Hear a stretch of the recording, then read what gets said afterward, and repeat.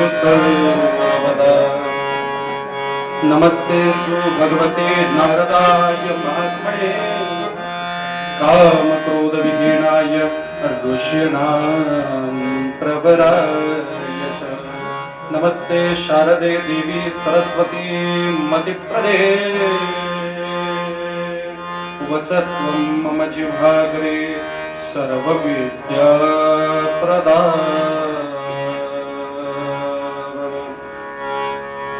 मूकं करोति वाचालं पङ्गुं लङ्घयते गिरिं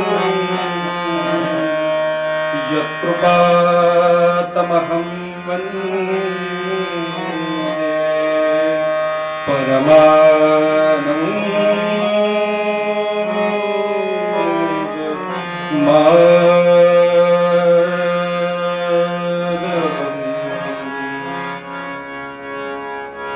जय जय राम कृष्ण हरि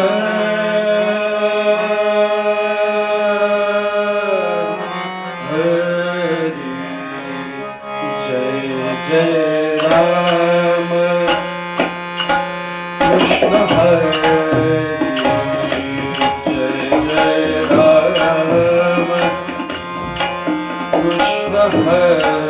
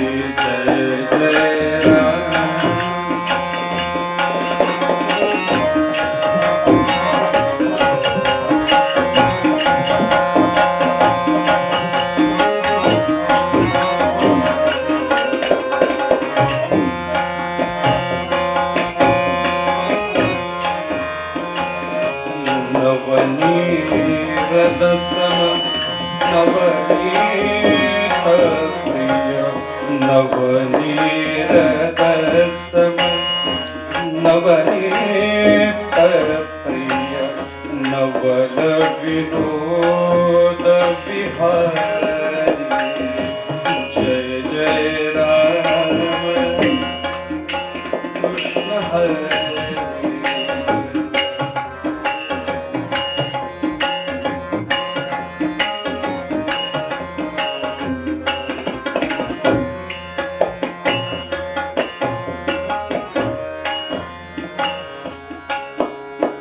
गोवर्धनधर गोपाल नरत गोकुल संकटहारी जय जय राम राम राम राम राम राम राम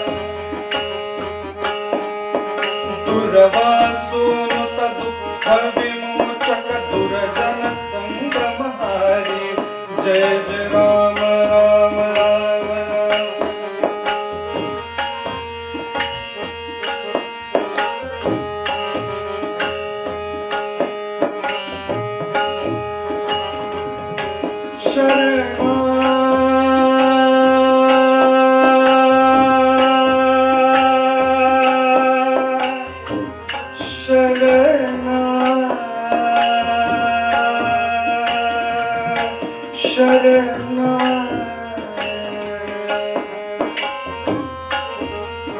नमन एवढ्या लवकर का उरकताय?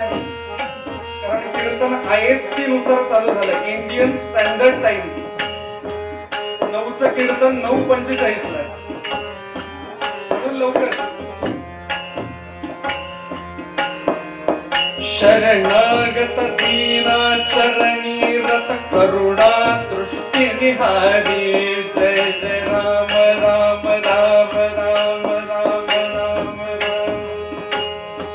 जय जय राम कृष्ण हरि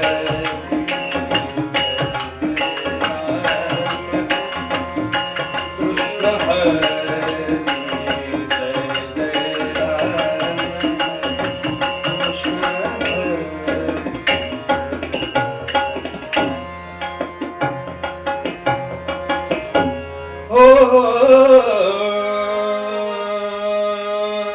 रूप पाहता लोचनी, रूप पाहता लोचनी, रूप पाहता लोचनी, रूप पाहता लोचनी, सुख झाले हो साजनी, सुख झाले हो साजनी, तोहार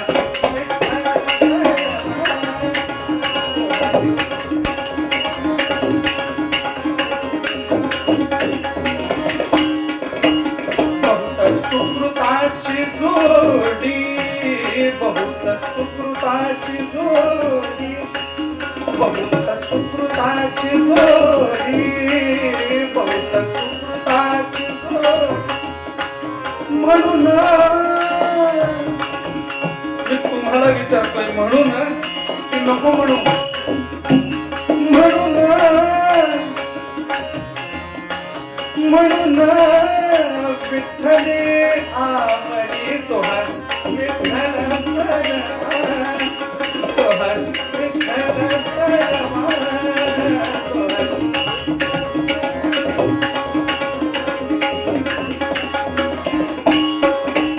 सर्व सुखाचे आगर, सर्व सुखाचे आगर, सर्व सुखाचे आगर.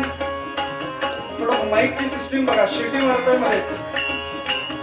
सर्व सुखाचे आगर, सर्व सुखाचे आगर, बाप रखुमाते विवर, बाप रखुमाते विवर, तोहार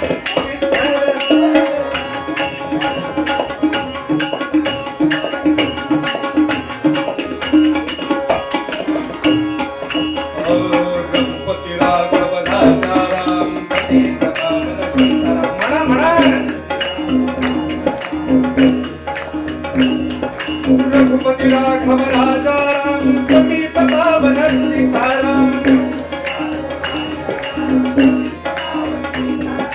रघुपती राघव राजा राम पतित पावन सीताराम. राजाधिराज रामचंद्र महाराज की जय. पुंडलिका वरदे हरिविठ्ठल श्री ज्ञानदेव पंढरीनाथ भगवान की जय. माऊली ज्ञानेश्वर महाराज की जय. जगद्गुरु संत तुकाराम महाराज की जय. आर्य सनातन वैदिक हिंदू धर्म की छत्रपती शिवाजी महाराज की जय. धर्मवीर संभाजी महाराज की जय. जय जय रघुवीर समर्थ मंगल मूर्ती मोरया.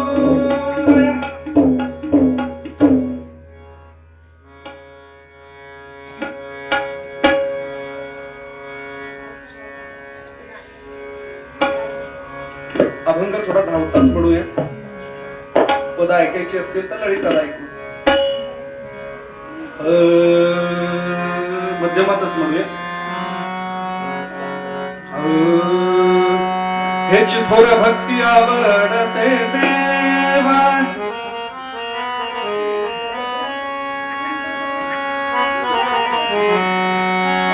हेची थोर भक्ती आवडते देवा. संकल्पावी माया संसाराची, संकल्पावी माया संसाराची, संकल्पावी माया संसाराची. ठेविले अनुते तैसे चिरहावे, ठेविले अनुते तैसे चिरहावे.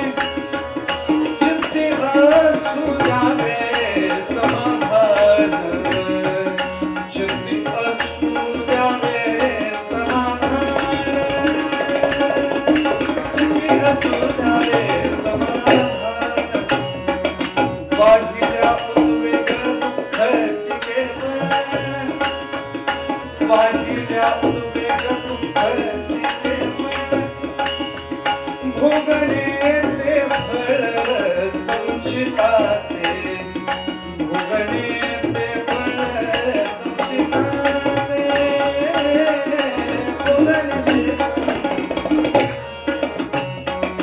हे विले अनंते तैसे चिरहावे हे विले अनंते तैसे चिरहावे चित्ती असुराले समाधान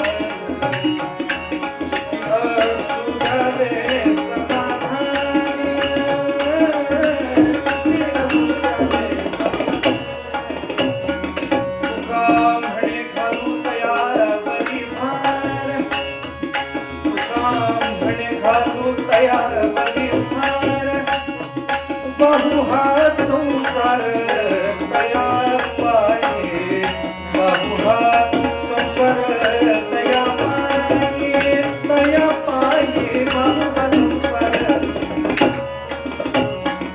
हे विले अनंते तैसे चिरहावे हे विले अनंते तैसे चिरहावे हे विले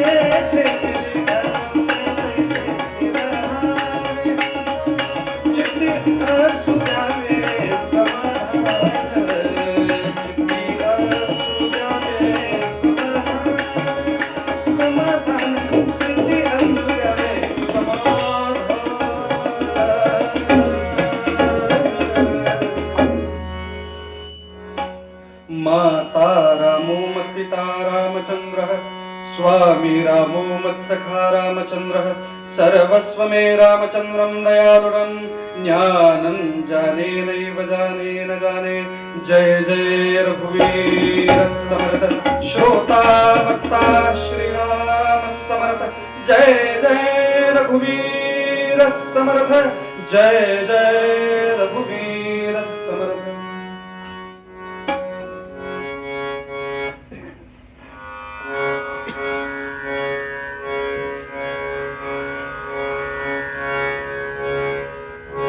गाव मोठे वढाव. वढाव याचा अर्थ ओढा. वढाव या गावातल्या लोकांना फक्त ओढा आहे भगवंताप्रती, पण मोठे वढाव म्हणजे त्यांच्यापेक्षा मोठा ओढा तुम्हाला आहे. गोपाल कृष्ण भगवान. खरं वेळेच्या नियोजनाच्या बाबतीत कीर्तनकाराने आता याच्या पुढे बोलावं का हा प्रश्न उपस्थित राहतो, कारण की कीर्तन 9च आणि चालू व्हायला. त्याच्यामुळे आता 11च्या पुढे काटा गेला की बुवा घड्याळ असं मला कोणीच दाखवू. अनेक वर्षापासून चालू असलेला आपल्या ह्या मोठे वढाव या गावातल्या भगवान शंकर महादेवाच्या मंदिरातल्या या महाशिवरात्री उत्सवानिमित्त आपण सर्वजण एकत्र येतो आणि सर्व वारकरी बहुल जरी असलं तरी पण नारदीय कीर्तनावरती तुम्ही सर्वजण प्रेम करता आणि त्या प्रेमाने तुम्ही सर्वजण एकत्र येऊन अशा पद्धतीचा उत्सव राबवता. याच्याकरता तुमच्या सर्वांचं खऱ्या अर्थाने कौतुक. आणि आजच्या सरळ विषयाला सुरुवात. अर्थात जेव्हा सर्वात पहिले माझ्या समोरच बसलेले संजयजी म्हात्रे यांचा जेव्हा फोन आला तेव्हा नेमकं मोठे वडाव गाव कोणतं हा पहिला प्रश्न मनामध्ये आला. पण मग त्याच्यानंतर म्हणजे चांगल्या अर्थाने माझ्या मैत्रिणीने मला सांगितलं की तू एकदा जाऊन बघ. आणि खऱ्या अर्थाने इथे आलो डोळ्याचे पारणे फेडावेत अशा पद्धतीने तुमच्या सर्वांची उपस्थिती. आणि खऱ्या अर्थाने हेची थोर भक्ती आवडते देवा. म्हणजे एवढे चांगल्या मालिका चालू असताना देखील तुम्ही सर्वजण त्या सोडून, काही जण फक्त सोडून आणि काही जण आता उद्या रिपीट टेलिकास्ट बघणार पण मालिका सोडणार नाही, पण तरी सुद्धा कीर्तनाला येऊन उपस्थित राहिला म्हणून तुमच्या सर्वांचे आभार. गोपाल कृष्ण भगवान जय म्हणत चला बरं का. कीर्तनामध्ये भजन चालू असलं की हाताने टाळी आणि मुखाने नाव बोलत चला. नियम आहे. जो हाताने टाळी वाजवत नाही त्याचा पुढचा जन्म खेकड्याचा होतो. नाही म्हणजे पुढच्या जन्मी झालातच खेकडे चुकून. खास करून पुरुष मंडळी बाजूच्या कोणत्या तरी एका शेतात तुम्हाला धरून आणलं जाईल आणि खेकड्याचे सर्वात पहिले काय तोडतात? गोपाल कृष्ण भगवान. आणि जो जय म्हणत नाही त्याचा पुढचा जन्म बेडकाचा. पण पुन्हा तलावामध्ये जाऊन डराव डराव करण्यापेक्षा इथे जय म्हटलेलं असो. हेची थोर भक्ती आवडते देवा संकल्पावी माया संसाराची. संपूर्ण संसाराची माया भगवंताने कधीही तुम्हाला सांगितलेलं नाही माझ्या भक्तीला यायचं असेल तर संपूर्ण संसार त्यागूनच यायचंय, असं काही त्याचा मतितार्थ नाही. कारण मुळात संसरती इति संसार, हा जे सम्यक गतीने सतत चाललेलं आहे ते संसार आहे. आपल्या सगळ्यांना वाटतं संसार या शब्दाचा अर्थ लग्न झाला म्हणजे संसार होतो, असं नाही. संसार म्हणजे या देहामध्ये येऊन या मृत्यू लोकावरती पाय ठेवणं म्हणजेच संसार आहे. म्हणून ज्ञानोबराय सुद्धा म्हणतात ना, अवघाची संसार सुखाचा कलीन, अवघाची संसार सुखाचा कलीन, अनुदय भरीन तिन्ही लोकात, अनुदय भरीन तिन्ही लोकात, तिन्ही लोकात अनुदय भरीन तिन्ही लोकात. आता मनामध्ये हा एक पहिला प्रश्न येईल की ज्ञानोबरायांचं तर लग्नच झालेलं नाही, मग संसार कुठून आला? तर खरं लग्न झाल्यानंतर पुढे संतती होणे आणि पुढे त्यांच्या भरण पोषणानिमित्त आपण आपलं कार्यकर्तृत्व वाढवत राहणे, याला जो आपण संसार ही उपमा देतो तर ते संसार नाही, त्याचा एक वेगळा शब्द आहे, त्याला म्हणतात प्रपंच. संसारामध्ये येऊन विवाह करून पुढे प्रपंचाची वाटते काय, पण या मृत्यू लोकामध्ये येऊन या मृत्यू लोकाच्या नियमानुसार जगणं. नियम पहिला एक प्रमुख नियम म्हणजे मृत्यू लोकामध्ये आल्यानंतर एकदा का कन्फर्म तिकीट झालं की माणसाचं जाण्याचं तिकीट सुद्धा अगदी त्याच दिवशी कन्फर्म होत आहे महाराज. पहिला नियम. या नियमामध्ये येऊन बसणं म्हणजे संसारातही इति संसार. पण मग याच्यामध्ये अनेक पद्धतीच्या माया ग्रसित करणार आहेत आणि त्याच्याकरता शंकराचार्य म्हणू लागतात, पुनरपि जननम पुनरपि मरणम पुनरपि जननी जठरे शयनम इह संसारे बहुदुस्तारे कृपया पारे पाहि मुरारे. संसरती इति संसार. भगवंताला हीच भक्ती सर्वाधिक आवडते. संसारामध्ये राहून मी जे काही करतोय ते त्याच्या प्रती अर्पण करणे. आत्मातुम गिरिजामतिं सहचरां प्राणं शरीरं ग्रह पूजाते विषयोपभोग रचना निद्रा समाधि स्थिति संचारे प्रदयो प्रदक्षिण विधि स्तोत्राणि सर्वां गिरा यत् यत् कर्म करोमि तदखिलं शंभो तवाराधन. हे भगवंत, या ज्या पृथ्वी लोकावरती मी चालतोय, आत्मा तुम, माझ्या शरीरातली आत्मा तू आहेस, माझी मती म्हणजे गिरिजा म्हणजे पार्वती. आत्मा तुम गिरिजा मतिं सहचरां प्राणं शरीरं गृह. माझं हे शरीर तुझ्या करता राहण्यासाठी प्राणं शरीरं गृह पूजा ते विषयोपभोग रचना. तुझ्या प्रती पूजा अर्पण करण्याकरता दिवसभरात जेवढी काही कामं करतोय ती कोणाची पूजा आहे? याचा अर्थ याच्या त्याला काड्या लावणं हे सुद्धा प्रकृतीचा नियम आहे. तुम्ही त्याला जे द्याल ते तुम्हाला अगदी व्याजासह पूर्ण करते, परत करते.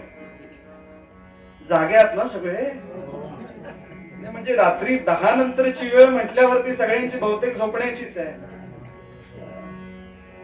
आत्मा तुम गिरिजा मतिं सहचरां प्राणं शरीरं गृह पूजा ते विषयोपभोग रचना निद्रा समाधी स्थिती. मी जे झोपतोय ते भगवंत तुझी समाधी अवस्था आहे.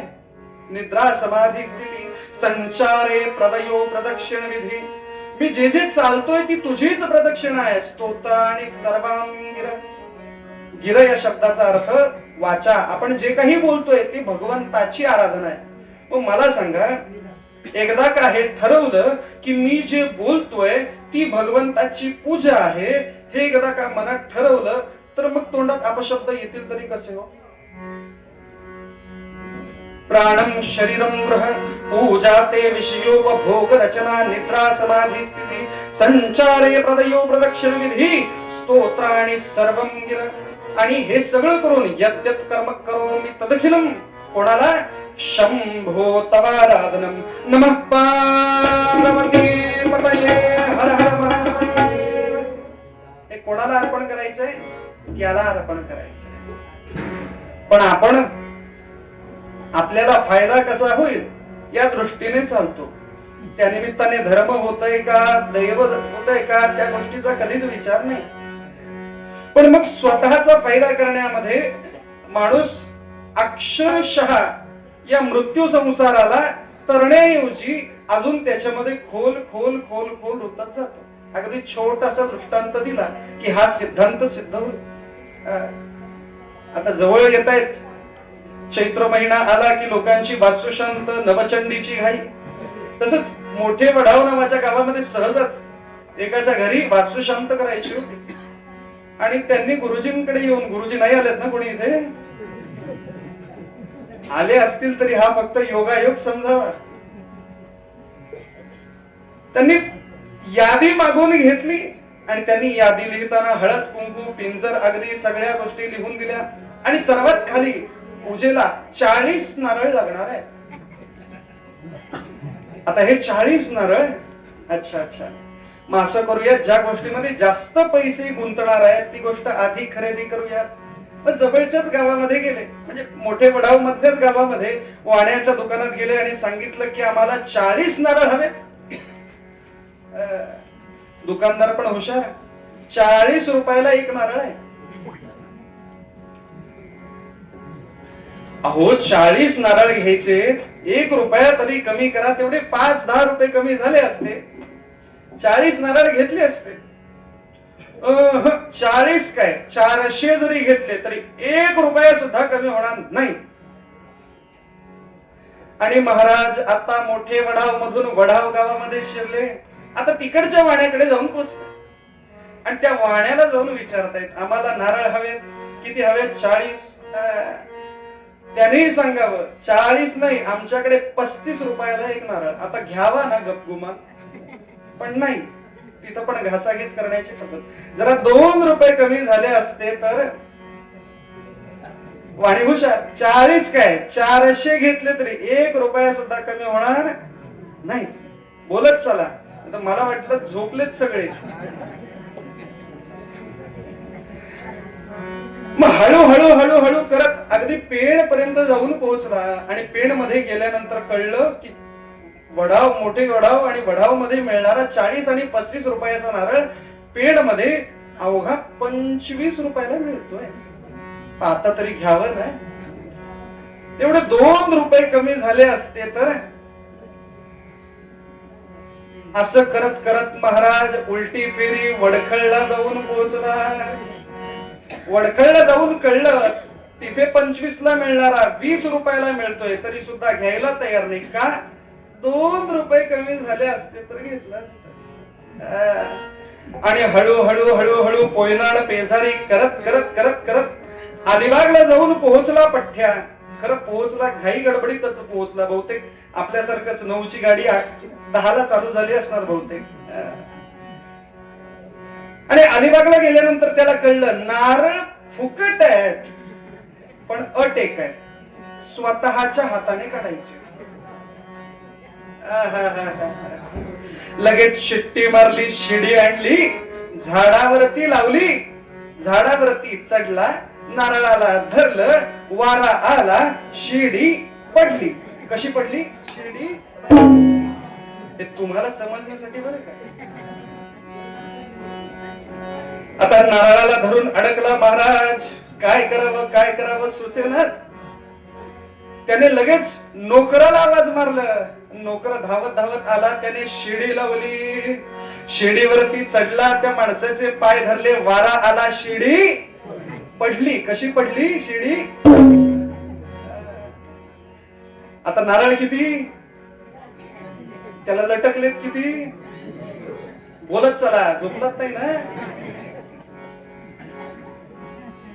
आता करायचं काय करायचं काय करायचं काय? आवाज मारला, मालकाला ताबडतोब बोलवलं. मालक सुद्धा आला, शिट्टी मारली, शिडी लावली, झाडावरती चढला, नारळाला धरलं, वारा आला, शिडी पडली. आता नारळ किती? लटकलेत किती? आता खालचा मालक वरच्याला म्हणतोय, दादा पाय सोडू नको, पाय सोडू नको, पाय सोडू नको, वाटल्यास तुला 1,00,00,000 रुपये देतो, पण पाय सोडू नको. मधला नोकर हुशार, आजकाल मालकापेक्षा नोकरच हुशार असतात. काय मध्यंतरी स्टेटमेंट आलं होतं, डॉक्टरांपेक्षा कंपाऊंडर महत्वाचे असतात ना. आणि नोकर हुशार, नोकराने वरच्याला सांगितलं, दादा नारळाचा हात सोडू नको, मालक 1,00,00,000 देईल, पण मालकाचे चोरलेले 2,00,00,000 माझ्याकडे आहेत, ते मी तुला देईल, पण हात सोडू.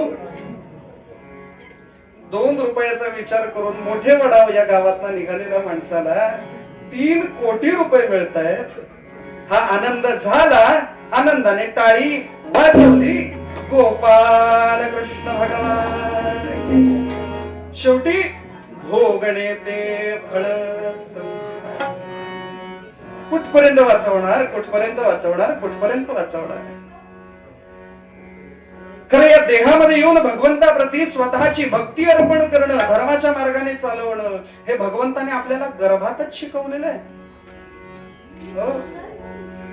साधारण एक गर्भवती स्त्रीचा एक साधारण 2 महिने 3 महिने ओलांडून गेले की 4थ्या महिन्यानंतर हळूहळू गर्भाला एक वेगळ्या पद्धतीचा आकार यायला सुरू होता. साधारण 5व्या महिन्यामध्ये हातपाय बाहेर निघून 6व्या महिन्यात ते बाळ फिरायला लागतं. आणि साधारण 6वा महिना ओलांडला की सगळीकडे डोहाळे पुरवा. आता मी इकडचं सांगत नाही बरं का, की मग 3 दिवस इथंच राहायचं म्हणून इकडचं नाही, आमच्याकडचं सांगतो. जंगलामध्ये जायचं, मातीमध्ये खड्डे खणायचे, त्याच्यामध्ये पाणी टाकायचं आणि त्याचे वास घ्यायचे, असे डोहाळे काहींना. मग ते आंबट, चिकट, तिखट, बहुतेक एवढं आंबट खाल्ल्यामुळे होणारी संतती ही पुढे आंबट शौकीन होत असते की काय. आणि असं काही खाल्ल्यानंतर त्या शरीरामधल्या तापमानामध्ये वाढ होते. कारण शरीरामध्ये जो जठराग्नी आहे तो माणसाच्या अगदी छाती जवळच आहे आणि त्याच्या बरोबर पातळ पापुद्र्याच्या पुढे माणसाच्या गर्भाची स्त्रीची अवस्था असते. साधारण असं तापमान वाढायला लागलं की शरीरामध्ये ते बाळ अगदी हातपाय मारायला चालू करतं. आपण त्याला म्हणतो बाळ लाथ मारत आहे, याचा अर्थ ते आनंदात असेल. ते आनंदात नाही आहे, ते दुःखात आहे. ते सतत ओरडतंय, मला वाचवा, मला वाचवा, मला वाचवा. गर्भामध्ये ऐकण्यासाठी कोणच नाही हो त्याच्या. आणि जेव्हा कोणच नसतं अशा वेळेला एकच गोष्ट दिसते, ती म्हणजे नारायण रमा रमण. खरं नाट्यपदाचे स्वर वेगळे आहेत, पण इथं तो धावा करतोय म्हणून थोडे वेगळी आपण कन्व्हेन्शन करूयात. नारायण रमा रमण, नारायण रमा रमण, नारायण रमा रमण, नारायण रमा रमण.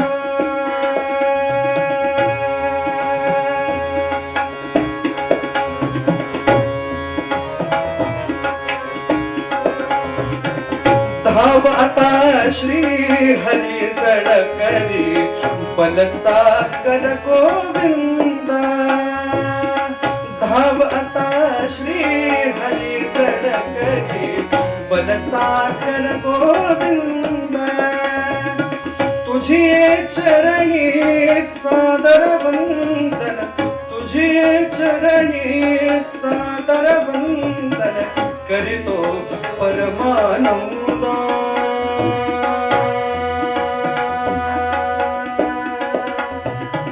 करितो परमानंद.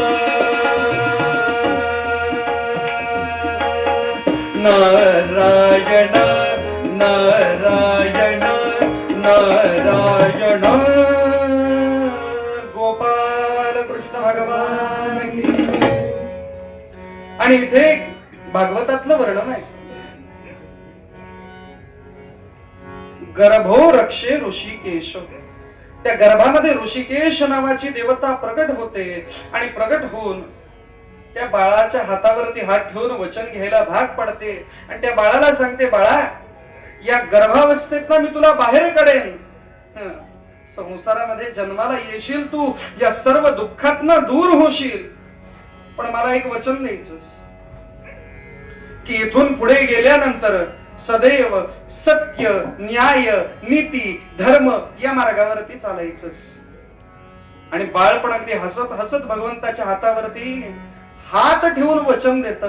मला सांगा, आतापर्यंत किती जणांनी ती वचनं पाळली आहेत?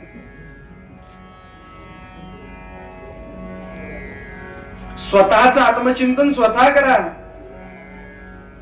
आणि मग असं काही झालं, जन्माला आलं की मग त्याला तो विसर पडतो आणि तो म्हणतो कोहम कोहम कोहम. आपल्याला फक्त कुई कुई म्हणून रडायला ऐकायला येतं, पण ते म्हणतो मी कोण आहे, मी कोण आहे, मी कोण आहे.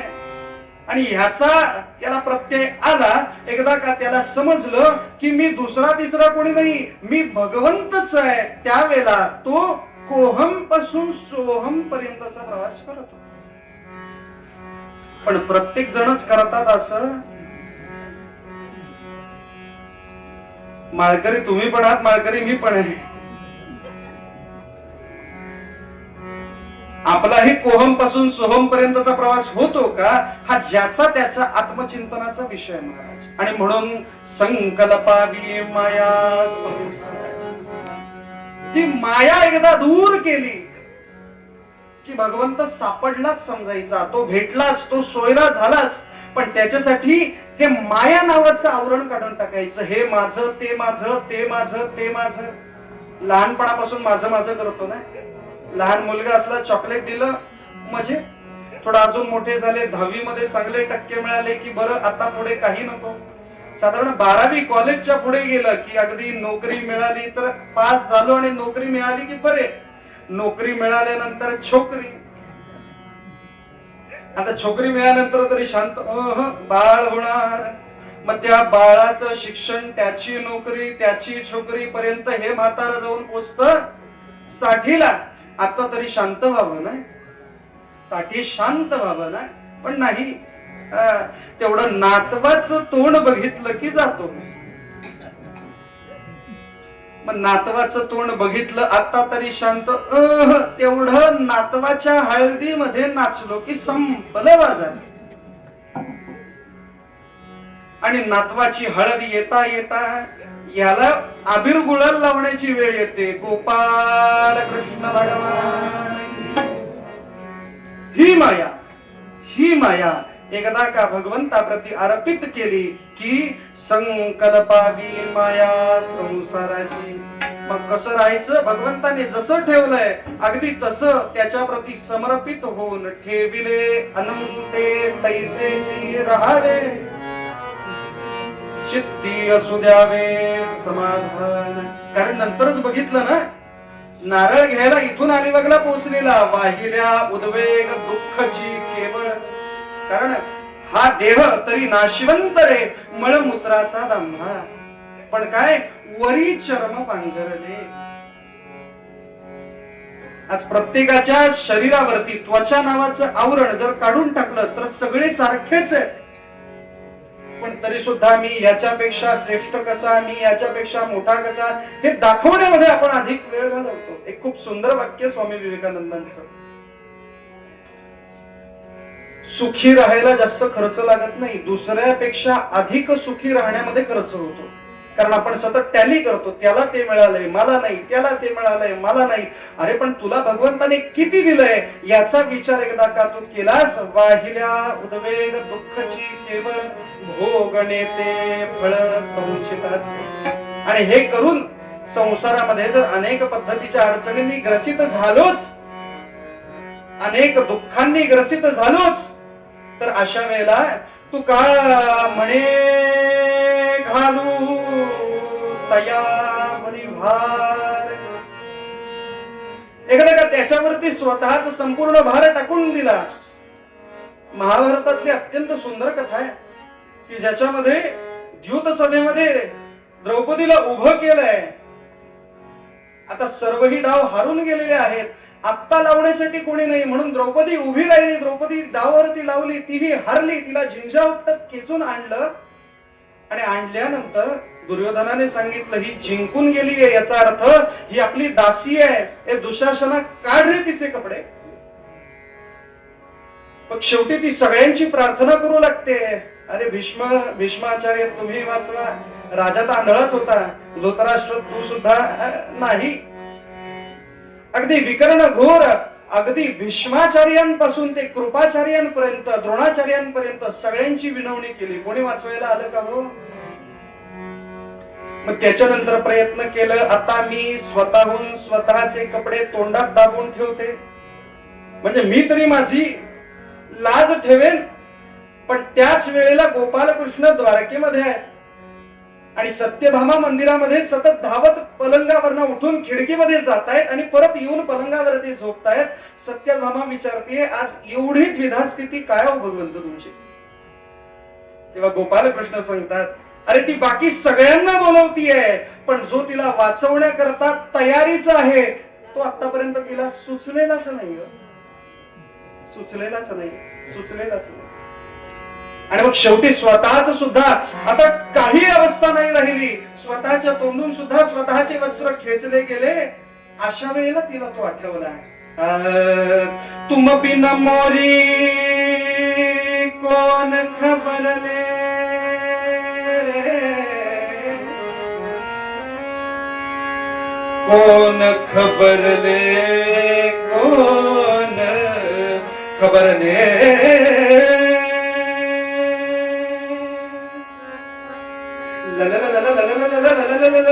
तुम बिन मोरी कोण खबरले, कोण खबरले, कोण खबरले.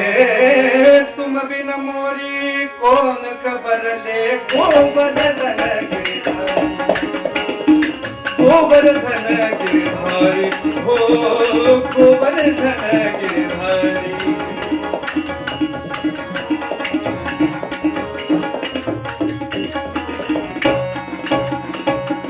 बरे सभामो द्रौपदी थाडी, बरी सभामो द्रौपदी थाडी, बरी सभामो द्रौपदी थाडी, बरी सभामो द्रौपदी थाडी. राखो लाज, राखो लाज, राखो लाज हमारी, गोवर्धन गिरधारी रे, गोवर्धन गिरधारी रे, गोवर्धन गिरधारी. आणि आला हो भरजरी ग पीतांबर, दिला फाडून द्रौपदीस बंधू शोभे नारायण. कोण आला? शेवटी तो आला. कारण आता सगळीकडचा भार निघून गेला. आता भार द्यायचा कोणावरती?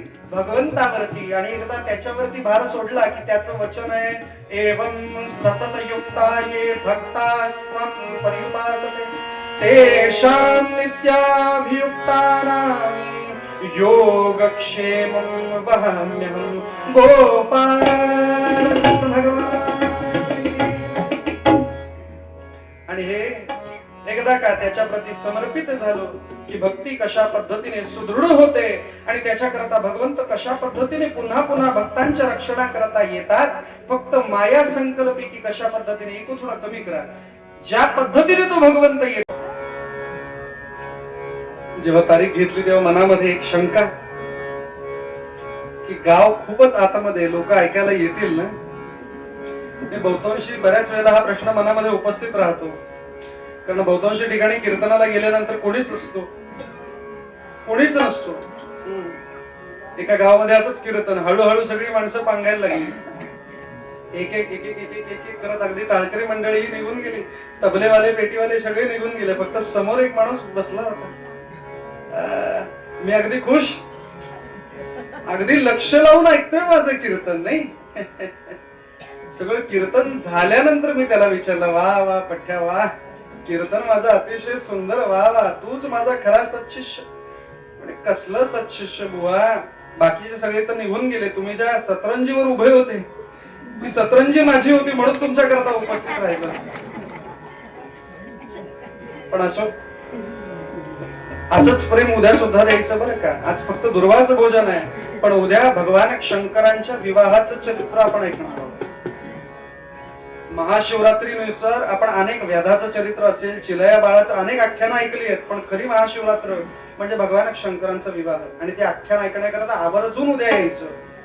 आणि यांनी सांगितले लोकांना बसायला जागा नसते म्हणून आवर्जून आधी यायचं आणि जागा धरायची. जागा धरताना खांब नाही धरायचा, लोकांना ती चिंता असते. बहुतांशी कीर्तनात लोक झोपू नयेत म्हणून मध्ये मध्ये म्हणत असतो गोपाल कृष्ण भगवान की.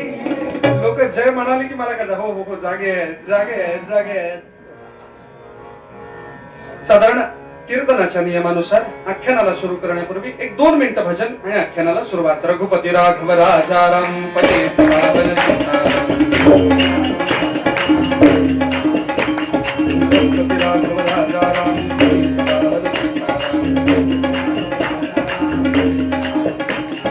रघुपती राघव राजाराम पतित पावन सीताराम रघुपती राघव राजाराम पतित पावन सीताराम रघुपती राघव राजाराम पतित पावन सीताराम राजा विराज रामचंद्र महाराज की जय. जय जय रघुवीर समर्थ.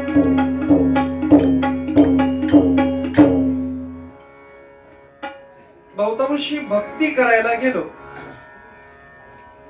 की जी लोक भक्ती मार्गातली नाहीत अशीच माणसं भक्ती करणाऱ्या माणसांची सर्वाधिक टिंगल उडवतात. एखाद्या माणसाने गंध लावून अगदी उद्यापासून आध्यात्मिक जीवनामध्ये आता पदार्पण करतो असं म्हणावं, लगेच 4 लोक बोलायला तयार होतात. बहुतेक पृथ्वीवरती राहणाऱ्या लोकांना त्रास देऊन झालंय, आता देवाला त्रास द्यायचे म्हणून असं काहीतरी. आणि मग आध्यात्मिक माणसाला एखाद्या वेळेला एखादं संकट येऊ द्या तर बोलण्याकरता अगदी सज्ज. काय हो तुमचा देव करतो? देव नावाची गोष्टच अस्तित्वात नाही असं कोणी सांगावं नास्तिकाने. ज्याला खरं अध्यात्माचं चिंतन माहितीच नाही, एखादा सिद्धांत मांडण्यापूर्वी त्या सिद्धांताला स्वतःच्या जीवनामध्ये ज्यांनी आचरण केलंय अशा माणसाने त्याला खोटं म्हटलं तर एक वेळेला योग्य आहे. पण ज्या नास्तिकाचा धर्माशी काही संबंधच नाही अशाने जेव्हा त्याच्यावरती काहीतरी टॉक शो काढावेत आणि पॉडकास्ट करून काहीतरी वायफळ बडबड करावी आणि ती आपण फक्त कानाने ऐकावी आणि एवढ्या दिवसाचा चालू असलेला परमार्थ आता थांबवावा असा विचार मनामध्ये आणावा, किती दैव दुर्विलास. भक्ती करतात याचा अर्थ जीवनामध्ये संकट येणार नाहीत का? येणार. संकट आली मग तुमचा देव काय झोपलाय का? माझं रामकृष्ण परमहंसांना म्हणा ना, ज्यांची महिमा इतकी आहे की त्यांच्या घरी साक्षात जगदंबा जेवण्याकरता येते. आजही दक्षिणेश्वर काली मंदिरामध्ये जर गेलात तर त्या भगवंतेचं अगदी ललाहित करणारं स्वरूप उपस्थित आहे. जी जगदंबा स्वतः परमहंसांच्या हाताने भोजन करण्याकरता यायची. पण मग त्यांना सुद्धा अगदी वयाच्या उत्तरार्धामध्ये कर्करोगासारख्या आजाराने जावं लागावं. मग अशा वेळेला त्यांना कोणी सांगितलं नाही, अहो परमहंस तुम्ही देवीला सांगा ना, ती बरं करेल तुम्हाला. पण त्यांना माहिती आहे वाहिल्या उद्वेग दुःखाची केवळ. जे लिहिलंय ते भोगावं लागणार आहे आणि ते जिथपर्यंत भोगून पूर्ण होत नाही तिथपर्यंत मोक्षपदाची प्राप्ती. आणि मग महाराज अशी ऐतिहासिक तत्वावरती पौराणिक तत्वावरती अनेक दाखलाधारित उदाहरणं आहेत. पण त्याच्यातलं आज प्रमुख असं आख्यान निवडायचं आणि त्या आख्यानाची सुरुवातच महाराज हस्तिनापुरामध्ये होते. ज्या हस्तिनापुरामध्ये नंतर सांगितल्याप्रमाणे द्यूत सभेमध्ये द्रौपदीचं वस्त्रहरण थांबवल्यानंतर जेव्हा आता आमचं राज्य पुन्हा आम्हाला हवं याच्याकरता पांडव म्हणतात, तेव्हा कौरवांनी एक अट घातली आहे की इथून आता वनवासात जायचं. 12 वर्षाचा वनवास पूर्ण करायचा आणि 1 वर्षाचा अज्ञातवास पूर्ण करायचा. अज्ञातवास म्हणजे 1 वर्ष लपून छपून राहायचं त्याच्यामध्ये जर आम्ही तुम्हाला हुडकून काढलं, पुन्हा 12 वर्षाचा वनवास आणि पुन्हा अज्ञातवास. वारे डोकं. त्यांना वाटलं 12 वर्षात यांचं 12वं होत आहे, पण ज्यांच्या पाठी गोपालकृष्ण उभे आहेत, 12 काय 1200 वर्ष जरी झाले तरी सुद्धा तो राखायला पाठीशी उभा आहे ना. आणि मग महाराज अगदी धर्माधिकांपासून सगळी 5ही पांडव द्रौपदीला घेऊन वनवासाकरता निघाले. आणि जसे वनवासाला निघाले तसे त्या हस्तिनापुरातली सर्वच जनता त्या पांडवांच्या पाठी चालू लागली. धर्माला म्हणू लागली, अरे धर्मा, तुझ्यासोबत आम्ही वनवासामध्ये राहू, पण तुझ्याशिवाय या हस्तिनापुरात आम्हाला राहावं वाटत नाही. पैसे न वाटता बरं का. झाले ना इलेक्शन, 500 रुपये दिले की अगदी गळ्यात गळे घालून सुद्धा लोक रडायला तयार होतात. आणि फक्त सीट पडू द्या, लगेच दुसऱ्याच्या गुलाला जाऊन आपला जय झाला. आणि इथं सर्व मंडळी जायला निघाली आणि धर्मराजाला चिंता की आपणच चाललोय वनवासात, आपल्यालाच खायला काही नाही, या लोकांना खायला काय द्यायचं. अशा वेळेला अत्यंत सुंदर अशी समाधी अवस्थेत असणाऱ्या एका ऋषींनी धर्मराजाला असा सल्ला दिला, धर्मराजा, भगवान सूर्याची उपासना कर. भगवान सूर्य तुला काहीतरी याच्यावरती उपाय देतील. आणि अगदी त्याच पद्धतीने धर्मराजाने भगवान सूर्याची उपासना चालू केली.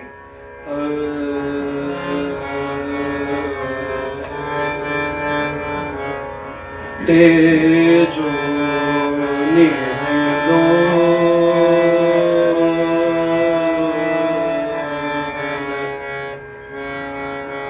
भगवान सूर्याची उपासना चालू केली. आणि जसे जसे प्रखरत्व सूर्याचं वाढतंय तसं तेजाने या धर्मराजाचं सुद्धा तेज वाढत चाललंय. आणि इथे त्या थाळीमध्ये जे मागावं ते मिळतंय, अशा त्या थाळीचं महत्व. आणि सहज सर्व पांडवांनी प्रजेचं अगदी अद्वैत वन नावाच्या जंगलामध्ये सर्वांना अगदी उत्तम पद्धतीने जेवू घातलं. आणि अशा पद्धतीने महिन्यापाठी महिने जात आहेत. आणि सहज अद्वैत वनामध्ये राहणाऱ्या त्या प्रजेच्या मनात असं आलं की आपण असं करूयात, हस्तिनापुराला जाऊन जरा आपल्या नातेवाईकांशी भेटूयात. आणि जसे हस्तिनापुरात आले तसं दुर्योधनाने त्यांना थांबवलं की तुम्ही तर पांडवांच्या पाठी गेलेलात, मग आता कशाला आलात? तुम्हाला काही तिथं जेवायला मिळत नाही म्हणून आलात का? तेव्हा त्या लोकांनी सांगावं, अरे दुर्योधना, किमान आमच्या तब्येतीकडे बघून तरी बोल रे. म्हणजे जाणारी सगळी माणसं अशी आणि येणारी सगळी माणसं, तुम्हाला जेवण्याकरता आणतोय तरी कुठून धर्मराजा? तेव्हा या लोकांनी सांगितलं की सूर्य देवतेने त्याला सूर्यच थाळी दिलीये. आता दुर्योधनाच्या मनामध्ये त्या खटपट्या चालू झाल्या. अडाणी अहंकारीना ती थाळी आपल्याला कशी मिळेल? पांडवांचा नाश करण्याकरता वनवासात तर पाठवलं, पण तरी सुद्धा त्यांचा नाश होत नाही. कसा करणे रे नाश पांडवांचा? आणि असा विचार करतोय तेवढ्यात कानावरती आवाज आला, नमः पार्वती पतये, हर हर हर महादेव. खिडकी उघडली आणि बघितलं तर मिल गया हमको रास्ता मिल गया. सापडलं रे, सापडलं, सापडलं रे, सापडलं. पांडवांचा नाश करण्याचा मार्ग सापडला. आणि बघतोय तर काय, जटाशीष पर विभूत रमाये, जटाशीष पर विभूत रमाये, जटाशीष पर विभूत रमाये, जटाशीष पर विभूत रमाये. मुनि दुर्वास पधारे राम, जटाशीष पर विभूत. एकटे नाही आले, शिष्यानं को संग साथले आये शिष्यन को संग साथले आये हर हर मुख से गाये हर हर मुख से गाये जटाशीष पर विभुतर माये जटाशीष पर विभुतर माये जटाशीष पर विभुतर. आणि ते बघितलं आणि दुर्योधनाने लोटांगणच घातलं. आलात आलात आलात आलात वा वा वा वा. तसं दुर्योधनाला माहिती होतं हे तिरसिंग राव आहे. दुर्वासा इतके तापट आणि इतके रागीट, बहुतेक म्हणून त्यांचं नाव दूरवासा, ज्यांचा जवळवास दूरवासा. आणि महाराज याने प्रार्थना केली की अहो, मनात पहिले विचार केला की या दुर्योधनांना आपल्या राज्य, या दुर्वासांना आपल्या राज्यामध्ये थांबवून घ्यायचं, यांची सेवा करायची आणि मग यांच्या खांद्यावरती बंदूक ठेवून पांडवांना मारायचं. याने प्रार्थना केली, अहो दुर्वासा आमची सेवा जरा घेऊन जा, जरा आल्यासारखे पाहुणचार. दुर्वासा ऋषीने सांगितलं, माझी सेवा, अरे सेवा ही बहु कठीण, सेवा ही बहु कठीण, सेवा ही बहु कठीण, सेवा ही बहु कठीण, सेवा जाणासी दुर्योधन, जाणासी दुर्योधन, जाणासी दुर्योधन, सेवा ही बहु कठीण, सेवा ही बहु कठीण, सेवा ही बहु कठीण.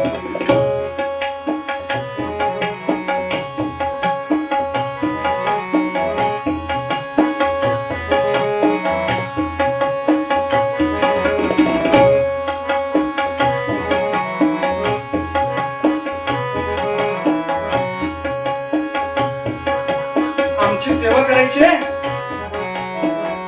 एक लक्षात ठेव, मला ज्या वेळेला ज्या गोष्टी हव्या त्या हव्या, आणि त्या जर मला मिळालेल्या नाही, जर त्या मला मिळाल्या नाहीत, बाजूला माझा शिष्य कमंडळू घेऊन उभा असतो, हातामध्ये पाणी घेऊन जाळून भस्म करेन. खरं असे दुर्वासा आता पण असतात किंवा जे कधीच दुर्जनांना त्रास देत नाही, सज्जनांनाच त्रास देतात. म्हणजे रामाच्या वेळेला रावणाला सोडून रामालाच त्रास, आणि कृष्णाच्या वेळेला पांडवांना. अरे जरासंध आहे त्याला जाऊन जरा कधी श्राप दे, डिंबिकासूर आहे त्याला जाऊन कधीतरी श्राप दे. म्हणून म्हणतात भारतात करणी करणारे भरपूर आहेत, पण पाकिस्तानावरती करणी कोणी करत नाही. गोपाल कृष्ण जय म्हणत चला. आणि इथे दुर्वासांनी निश्चय केला आणि थांबले. आणि थांबल्यानंतर महाराज त्यांनी आपले रंग दाखवायला चालू केले. पहिला महिनाभर सगळं ठीकठाक चाललं होतं, आणि त्याच्यानंतर त्यांनी त्या दुर्योधनाची थोडी परीक्षा घ्यायचा विचार केला आणि स्वतःचे रंग दाखवायला चालू केले. रंग म्हणजे असे तसे नाही. सकाळी उठल्यानंतर दुर्योधनाने विचारावं, महाराज काही फळं घेणार का, नाश्ता करणार का, ब्रेकफास्ट, भूक नाही, दुपारी लंच, रात्री dinner, I am always winner, no dinner. आणि आता जेवण दिवसभर नाहीच खाल्लेलं आहे, आणि रात्री झोपायला जाण्याची वेळ, सगळी आचारी अगदी स्वयंपाक घर साफ स्वच्छ करून झोपायला जाणार, आणि अर्धरात्रीची वेळ जवळ येणार. अगदी त्याच वेळेला यांनी उठावं आणि अर्धरात्री निद्रिस्त सर्वदान, अर्धरात्री निद्रिस्त सर्वदान, अर्धरात्री निद्रिस्त सर्वदान, जाणो निरातई मागतसे अन्न हो.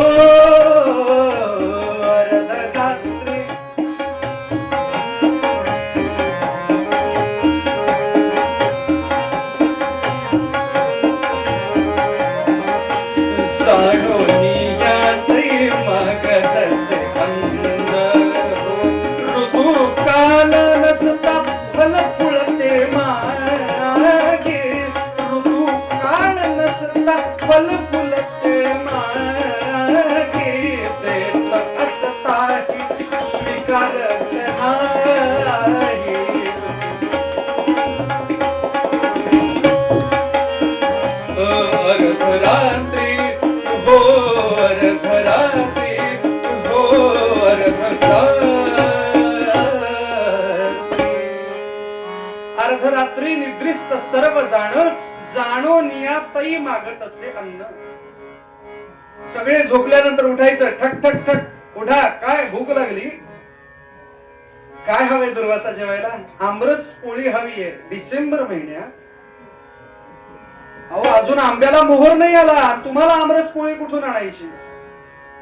पण आता जसे प्रिझर्वेटिव्ह तसे त्या काळामध्ये पण होते. कालच वाचनात आलं, मधामध्ये बुडवलेले आंबे त्या काळामध्ये सुरक्षित ठेवले जात असत वर्षभर वापरण्याकरता.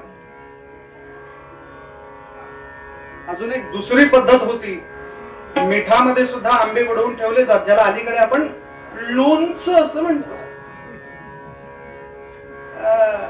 आणि मग महाराज कुठून तरी तो आंबा आणला, पटकन त्याचं कापून आमरस तयार केलं आणि आमरस आणि पुरी बनवली आणि दुर्वासांसमोर दिली. दुर्वासा आता घ्या, आता नको. एवढा आटापिटा करून तुमच्या करता अर्धरात्री आंबा शोधून आणायचा डिसेंबर महिन्यामध्ये, त्याची आमरस पोळी म्हणजे बनवलं तरी ते खातीलच असं. आणि अगदी त्याच पद्धतीने दुसऱ्या दिवशी दुर्वासांनी दुर्योधनाला आवाज मारला, दुर्योधना इकडे ये, मला दूध हवंय. अच्छा दूध हवंय का? पटकन दुर्योधनाने आवाज मारून सांगितलं सेवकाला, दूध आणा. दूध आणलं, गरम केलं, अगदी उकळतं दूध दुर्वासांसमोर ठेवलं आणि दुर्वासांच्या हातामध्ये ग्लास दिला. दुर्वासांनी ग्लास खाली फेकून दिला. छे, हातात होत. अहो गरम आहे दूध, हात भाजेल, हातात होत. अहो कसं शिष्या कमंडळूआ, त्या कमंडळूचा असा धसका घेतला त्या दुर्योधनाने, हा हा हा हा हा, त्याला स्वप्नामध्ये सुद्धा कमंडळू घेऊनच दुर्वास दिसायला लागले. आणि असे छळ छळ छळ छळलेलं प्रकरण म्हणजे दुर्योधनाने पण मनामध्ये असा विचार केला, हे उगाच ही विशाल आपल्या अंगावरती ओढवून घेतली. आणि एक दिवस दुर्योधनाच्या भाग्याचा उजाडला. जवळजवळ 4 महिने झाल्यानंतर दुर्वास ऋषींनी सांगितलं, दुर्योधना इकडे ये. दुर्योधन अगदी घाबरतच गेला. काय झालं आता? काय हवंय? काय हवंय नाही, आता तुला काय हवंय ते माग. का नाही म्हणे, आता एवढी 4 महिने माझी सेवा केली आहेस, आता मी जातोय, जाताना तुला काय हवंय ते माग. काय सुंदर संधी आली होती दुर्योधनाकडे. दुर्वास ऋषी म्हणजे दत्तात्रयांचे सख्खे भाऊ बरं का. आता त्यांच्याकडे जर दुर्योधनाने मागितलं असतं की मला देवाची भेट घडवून द्या, अगदी आपुल्या सारिखे करते तत्काळ, आपुल्या सारिखे करते तत्काळ, आपुल्या सारिखे करते तत्काळ. नाही काळ वेळ तया लागे, नाही काळ वेळ तया लागे, आपुल्या सारिखे करते तत्काळ.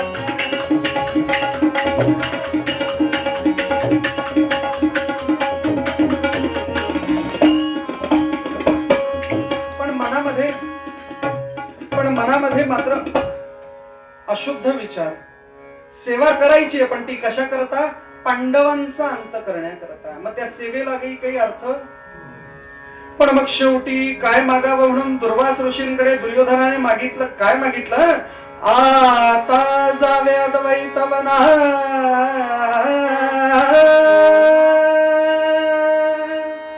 जाऊन काय करू? भेटावे पांडवांना.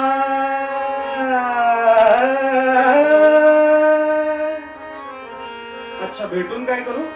म्हणा इच्छा भोजन द्याना, सूर्यास्ता पश्चात. आमचे भाऊच आहेत, जंगलात राहतात, त्यांच्याकडे जा आणि त्यांच्यावरती जरा कृपाशीर्वाद करा. पण जाताना कधी जा? सूर्यास्त झाल्यानंतर जा. का? कारण तिथे सोलर कुकर मिळालंय. अर्थात सूर्यास्त झाल्यानंतर त्या थाळीचा तसाही काही उपयोग. आपलं पण असंच असतं ना, संकट येऊ नये म्हणून आपण खूप वेगवेगळ्या पद्धतीने तयारी करून ठेवतो. पण संकट यायची म्हटल्यावर त्या कुठल्या ना कुठल्या तरी आडमार्गाने वाहिल्या उद्वेग दुःखाची केवळ आणि अहो दुर्वास, तुमच्या हातामध्ये जो कमंडळू आहे, अर्थात तुम्ही तो इथे वापरलेला नाही, त्याच्यामुळे आता हा कमंडळू घेऊन जायचा आणि याचा वापर तिथे करायचा. त्यांनी जर तुम्हाला भोजन दिलं नाही तर मला जसं एवढ्या दिवस कमंडळू दाखवत होते ते तिथे सुद्धा दाखवायचं. आणि महाराज इथे दुर्योधननी जसं सांगितलं, दुर्वासांच्या पण मनामध्ये विचार, उगाच या नालायकाचं अन्न खाल्लं.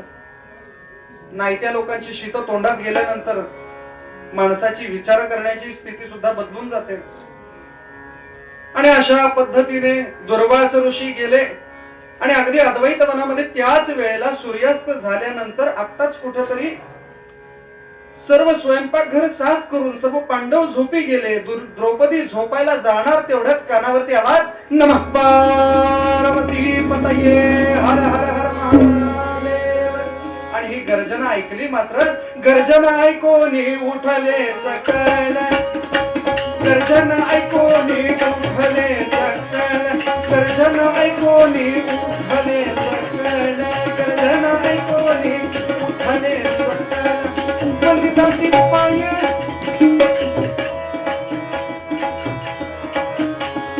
वंदिताती पाय, वंदिताती पाय धर्माते गे, वंदिताती पाय धर्माते गे. गर्जना ऐकोनी, गर्जना ऐकोनी उठले सकल, गर्जना ऐकोनी उठले सकल. पाचही पांडवांना देखत सर्वांच्याही पोटामध्ये गोळा उठून उभा राहिला.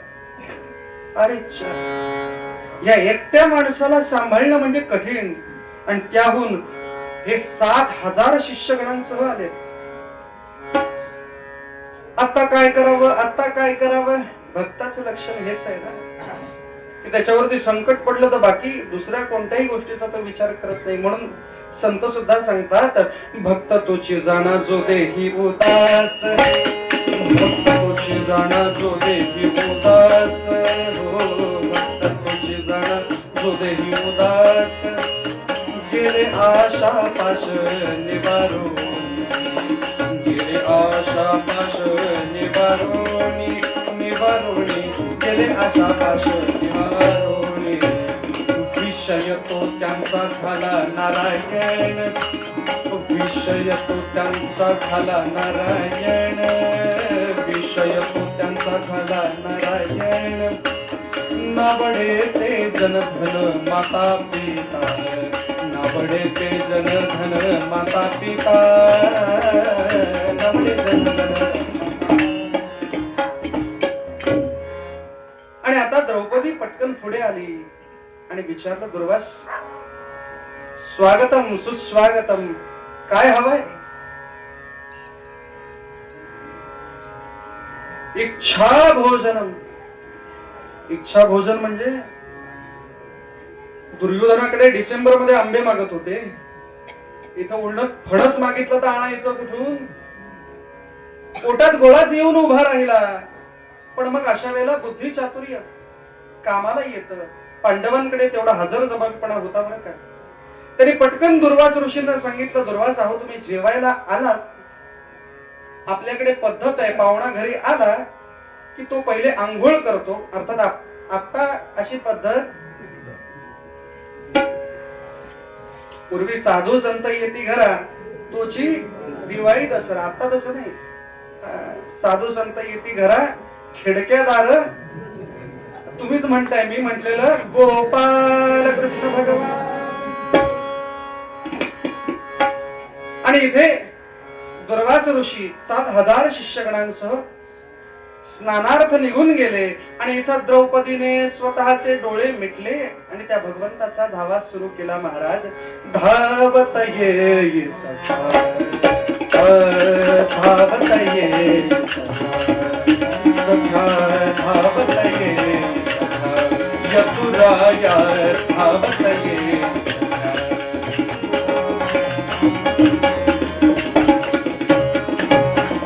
प्राण माझे हे कुंतून बसले, प्राण माझे हे कुंतून बसले, आणने भवाया आणने भवाया धावत ये सखा धावत ये सखा रे धावत ये.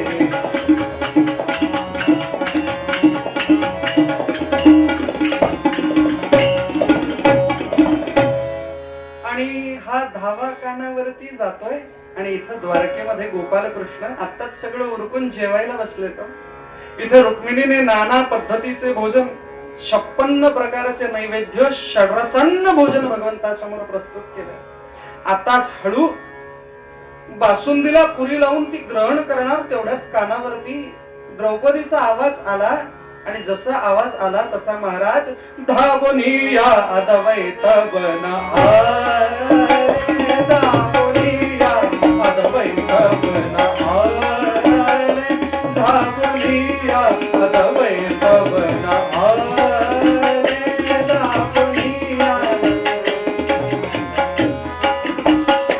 धावून या अद्वैत बना ये बोलिया प्रसन्न ते झाले ये बोलिया प्रसन्न ते झाले कार्य सत्वर पुसतच ते कार्य झाले कार्य सत्वर पुसतच ते कार्य झाले धावूनिया अहो धावूनिया अहो धावूनिया अद्वैत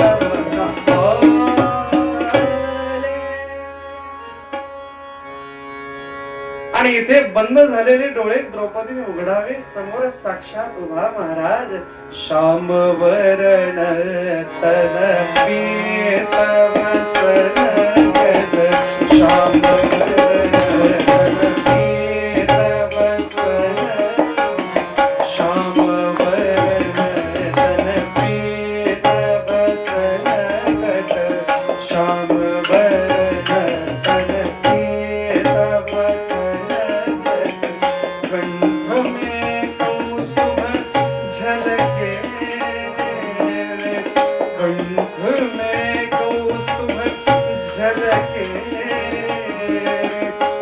देखत छवि श्री श्याम पिया की देखत छवि श्री श्याम पिया की हरत भान सब तन के रे श्याम वरण तन पीतम सनगद श्याम वरण तन पीतम सनगद श्याम वरण तन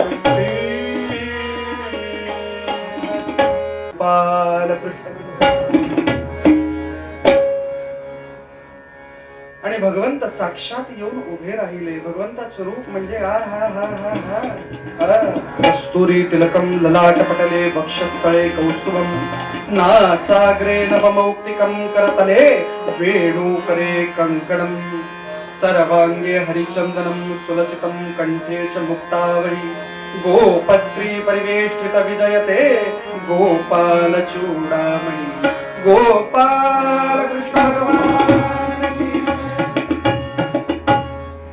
आणि गोपाल कृष्ण धावत आले आणि विचारलं द्रौपदी मला आवाज मारत होतीस काय? अरे हो मी आता तुलाच आठवत होते. तुला कसं कळलं? आम्ही द्वारकेत होतो आम्हाला काय समजणार असं देवाचं नसतं. यत्र तत्र सर्वत्र. भगवंत ऋग्वेद म्हणत सहस्र शीर्षा पुरुष सहस्राक्ष सहस्रपाद स भूमिम विश्वतो यत्वतिष्ठत दशांगुल. आणि याच्यावरती फार सुंदर आर्या लिहितात आमचे मयूरपंत. ते म्हणतात भूजल तेज समीर. पहिला नटभैरव आणि मग देस. भूजल तेज समीर खशशिर विकाष्टादिके असे भरला अवघे स्थिरचर व्यापुनी अवघे स्थिरचर व्यापुनी तो जगदात्मा सांगुळे राम राम सीतापते राम राम राम राम राम सीतापते सगळीकडे व्याप्त आहे होतो भगवंत परमात्मा. त्याला काय या गोष्टी सहज शक्य आहेत. आणि इथे पोहोचल्यानंतर द्रौपदीला विचारलं काय झालं. द्रौपदीने सांगितलं अरे दुर्वास आले. दुर्वासाला मरू दे तिकडे, मी आता जेवणावरनं उठून आलोय, पहिले मला काहीतरी खायला दे. दुर्वासाबरोबर 7,000 लोकांना जेवण द्यायचं म्हणून तुला बोलवलं आणि तू आल्याबरोबर जेवण मागतोयस, कसं शक्य आहे. घरात काहीच शिल्लक नाही. तेव्हा गोपालकृष्णाने सांगितलं गेलं माझं कीर्तन पाण्यात. गोपाल कृष्ण भगवान.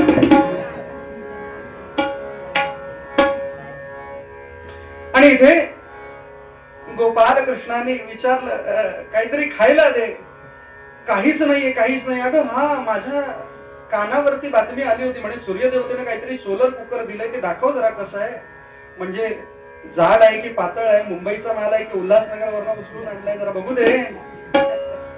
आणि जशी सूर्य थाळी गोपाल कृष्णांच्या हातात दिली, गोपाल कृष्णांनी फक्त त्या सूर्य थाळीकडे नजर ठेवली, त्या थाळीला वाटलं सूर्योदय झाला. का गोपाल कृष्णांचे नेत्र म्हणजे चंद्रमा मनसो जातः चक्षो सूर्य यजायतः मुखातम इंद्रच अग्निः तस्मात् जाताय. ज्या भगवंताचे नेत्र म्हणजे सूर्य आहेत, त्या सूर्याकडे बघितलं आणि त्या थाळीला वाटलं बहुतेक सूर्योदय झाला. आणि गोपाल कृष्णाने ती थाळी फक्त पलटली आणि बघितलं तर त्या थाळीला कुठेतरी एक तुळशीचं पान चिकटलं होतं.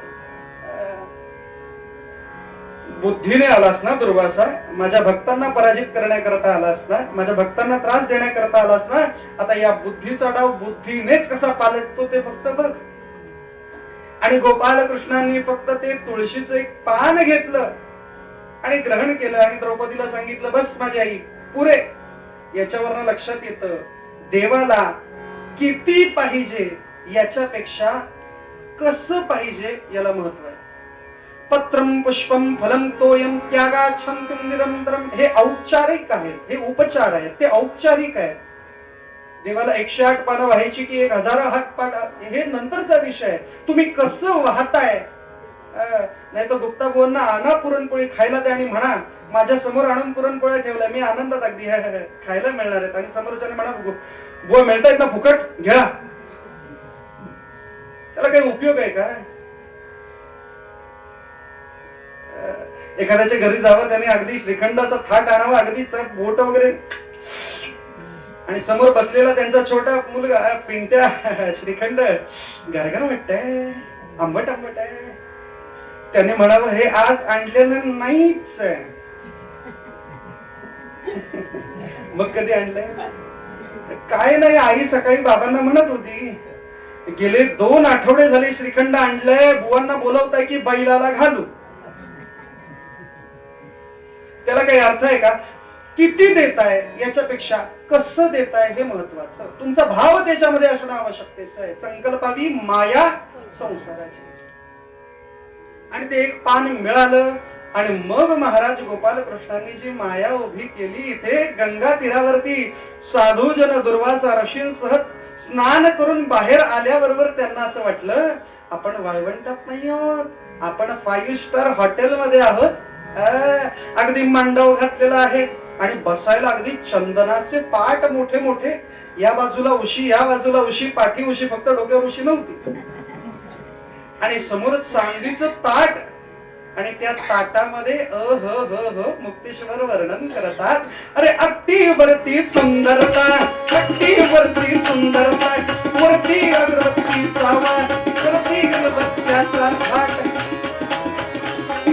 शुभ्र स्वच्छ शाल लवणाचं बळी, विराजली ती लिंबे पिवळी, तैशा सोज्वल नटल्या ताळी, एक भाजली एक वाटली, एक भाजुली खमंग तळली, पैशा भाजी तुझ्या आलू घोसाळी सागमत अनपुर घोसाळी फणस कोवळा चक्री भोपळा भात साजेसा शुभ्र मोकळा. हे भाज्यांचे प्रकार. आता भाज्यांचे प्रकार थांबतायत. आता पुढे भातांचे प्रकार. वडे भात, वांगी भात, मसाले भात, गोड भात, केशर भात, बासुंदी भात. हे हे खाता खाता खाता अगदी गळ्यापर्यंत. इथून वाचलं तर मंडपात, नाही तर स्मशानात. आणि अगदी गळ्यापर्यंत ते भोजन. भगवंताची माया ना. घास एका पाठी एक जाता येत अगदी गळ्यावरती तुडुंब भरले. आणि वर्णन केलं अमर्याद भरली पोटे धोतरे खुनावती बोटे अन्न जागा राहिली कुठे उदकते ही भक्षावया. आता पाणी जायला सुद्धा पोटात जागा आहे. धोतरवाल्यांचं बरं आहे, पोट जरा मोठं झालं की सैल करता येतं. आता जीन्स पॅन्ट वाल्यांचं काय होतं, याच्यावरती अनेक बुवांनी आपापल्या पद्धतीने वेगवेगळी चिंतन केली आहेत. भगवंताची माया इतकी आम्हा लोकांना लाडू सुद्धा अगदी इतके आवडले. दुर्वास ऋषींबरोबर आलेल्या सर्व शिष्यांना भोजन म्हणजे अगदी लोक म्हणायला लागली हा लाडू जर खाल्ला तर आपण मरू. पण शेवट बाकीचा दुसरा शिष्य म्हणायला लागला अरे लाडू खाऊन मेलास तर पुढचा जन्म मिळेल, पण हा लाडू मिळणार नाही, खाऊनच मरू. आणि असं करता करता जास्त तळमळ कुठे दुर्वासांकडे. दुर्वासांनी जेवणातला अख्खा भाजणीचा वडा उचलला आणि घशात कोंबला. भाजणीचा वडा अख्खा घशात कोंबला. आता तो वरही येईना आणि तो खालीही जाईना, बसला घशात फिट. वैद्य बोलावले आणि वैद्याने सांगितलं जरा 4 थेंब पाणी गेलं म्हणजे बरं होईल. आता मायेनेच निर्माण केलेली द्रौपदी आली. तिने कालथा घेतला. दुर्वासाचा आत थोडा अजून मोठा केला. त्याच्यात कालथा घालून त्या वड्याला भोग पाडलं. त्याच्यात पाणी टाकलं. दुर्वासाला बरं वाटलं. तिथपासून सगळ्या बायकांनी ठरवलं आता भोग असलेलेच वडे बनवायचे. या चिंतनाला मर्यादा. भगवंताची माया ना. भगवंताची माया. अगदी ओंडक्यावरती लाकडावरती लाकडं रचावीत अशी एकावरती एक शिष्य अगदी तळमळत तळमळत तळमळत पडतायत. आणि अगदी आता याच्यानंतर जर जेवायला घातलं तर मरू की काय अशी अवस्था. आणि अशा वेळेला गोपाल कृष्णांनी कुटीमध्ये बंद असलेल्या पांडवांपैकी भीमाला म्हटलं भीमा इकडून जायचं गंगा तीरावरती आणि जाऊन दुर्वासांच्या कानात हळूच म्हणायचं या जेवायला म्हणून. भीमाला हे कळे ना नेमकं काय चमत्कार आहे. आणि जसा भीम गेला तसं बघितलं तर तळमळ तळमळ तळमळ तळमळ चाललीये. दुर्वासांना कळून चुकलं की भक्तांना छळायला आलो होतो ना. भगवंत त्याचं ब्रीद कायम लक्षात ठेवतो की त्याच्या भक्तांना जर छळायला गेलो तर बुद्धीचा डाव बुद्धीने पालटता मला येतो. पण ते करण्यासाठी मात्र संसाराची माया भगवंताप्रती अर्पण करणं आवश्यकतेच आहे. द्रौपदीने ती केली, पांडवांनी ती केली म्हणून गोपालकृष्ण तिथे उपस्थित झाले ना. आणि म्हणून गोपालकृष्णांनी सुद्धा म्हणावं दुर्वासा काय हे. तेव्हा दुर्वासांनी सुद्धा म्हणावं काही दुर्जन लोकांची शीत पोटात गेल्यामुळे अशा पद्धतीची बुद्धी आम्हाला सुचली. हा पांडवांनी आम्हाला माफ करावं हीच आमची विनंती. तेव्हा द्रौपदीने सांगितलं ऋषी अहो होते एखादी चूक वरिष्ठ माणसाकडनं, पण त्याने तुमच्या ऋषीपणाला कुठेही दाग लागत नाही. असं म्हणत 5ही पांडवांनी त्या दुर्वासाचं आशीर्वाद घेतले. आणि त्या दुर्वासाने त्यांच्यावरती आशीर्वादाचा हात ठेवला आणि सांगितलं अरे पांडवांनो अरे दुर्योधनाला वाटतंय 12 वर्ष वनवासात तुमचं 12वा होणार आहे. पण असा पाठीराखा तुमच्या सोबत कायम जर असला 12 काय 1200 वर्ष जरी झाले तरी तुमच्या केसालाही धक्का लागणार नाही. अखेरीस पांडव विजयी होऊन पुन्हा एकदा त्या राज्य सिंहासनावरती आले. का संकल्पावी माया संसाराची अशी ती भगवंताप्रती माया समर्पित केली की भक्ती अतिशय सुंदर पद्धतीने सुविधत होते. अर्थात या उत्सवाचे हे प्रथम दिवस म्हणजे मंगलाचरण. पहिल्या कीर्तनाला मंगलाचरण असंच म्हणतात. पण अर्थात याच्यामध्ये एक नियम असा आहे की मंगलाचरणाच्या कीर्तनामध्ये गणपती आलाच पाहिजे. बुवा या चरित्रामध्ये तर गणपती हा शब्दच आलेला नाही. कसा नाही आला. आला ना. दुर्वासासारखा मोठा गणपती पण तो बसला कशावरती? फक्त एका पानाच्या उंदरावरती बसला. गोपालकृष्णांनी फक्त एक पान खाल्लं आणि त्या पानाने एवढा मोठा गणपती हलवून दाखवला. हे मंगलाचरण या ठिकाणी सिद्ध होतं. आणि म्हणून भैरवी या रागामध्ये महाराज भगवंताप्रती एकदा का भक्ती समर्पित केली की स्वतःच्या जीवनामध्ये आलेली अनेक संकट त्याच्यावरती थोपवून धरायची. 10ला जरी चालू झालं तरी 12ला नाही थांबवलं, 11:30लाच थांबवलं. कारण तुमच्यापेक्षा जास्त घाई मला एवढ्या 3 कीर्तन आहेत. आणि त्यामुळे स्वतःवरती आलेला भार एकदा का त्याच्या प्रती समर्पित केला की तो सांभाळण्याकरता सदोदित उभा राहतो. म्हणून तुका म्हणे घालू तयावरी भार, तुका म्हणे घालू तयावरी भार, तुका म्हणे घालू तयावरी भार, तुका म्हणे घालू तयावरी भार, तुका म्हणे घालू तयावरी भार. बहु हा संसार तया पाये, बहु हा संसार तया पाये, ठेविले अनवते तैसे रहाय, ठेविले अनवते तैसे रहाय, ठेविले अनवते तैसे रहाय. आणि भगवंत एकदा सोयरा झाला, पुन्हा एकदा तळटीप देतो की उद्या कीर्तन बरोबर वेळेतच सुरू होईल. त्याची नोंद तुम्ही, मी आणि